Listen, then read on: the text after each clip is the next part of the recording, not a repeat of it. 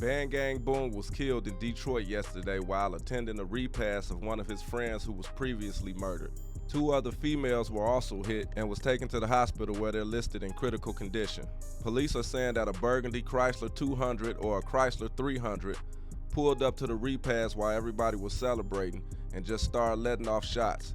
They say over 100 shots were let off from possibly 3 different shooters. On Detroit's east side, one male is dead and 2 females in temporary serious condition. Now, Detroit police saying that they are looking for a vehicle in connection to this shooting, a burgundy Chrysler 200 or 300. It's unclear exactly what make, but definitely a Chrysler, a burgundy Chrysler.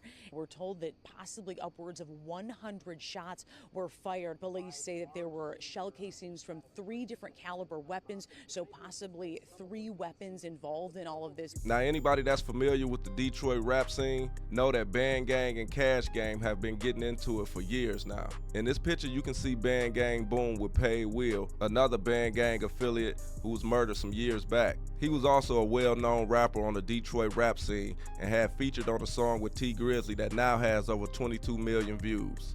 And I don't know if Cash Gang is responsible for this, but they didn't waste no time jumping on the internet to troll Boom once it hit the internet that he had passed away. Was just talking about my house shoes. Hope they knocked you out them old ass dunks you was wearing, bitch. Them big folded ass dunks. They was having this repass at a park, and police say it was over 100 shots fired by possibly 3 different shooters. So it's fortunate that more people didn't get hit, because more than likely it was probably kids, elders, and a lot of innocent people that didn't have nothing to do with nothing that was out there at that repass too. And this is why rappers need to stop mentioning people that died in their songs, because it's just a never-ending cycle. Me personally, I feel like if I'm into it with somebody and they pass away, it's over with, it's done. I don't have to mention them, I don't have to say nothing else. I ain't gotta never see or worry about or deal with them again. So me just putting them in a song ain't gonna do nothing but make myself hot.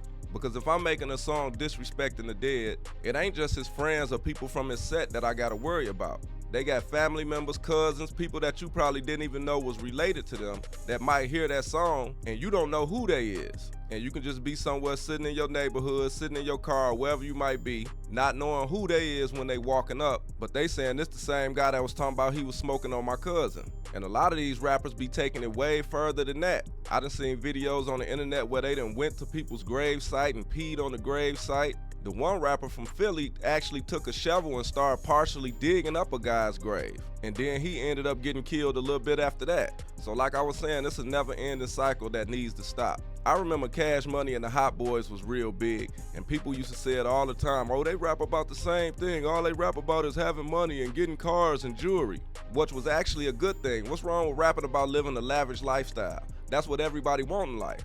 But nowadays, these rappers don't want to talk about nothing but killing the ops, smoking on the ops, and making it where they can't even live comfortable inside their own neighborhoods. Because most of these rappers in Detroit, Chicago, Philly, all these different cities that be rapping about killing their ops and smoking on their ops and different stuff like that, most of them still live in the hood. Most of them still live in the same neighborhood where they grew up at.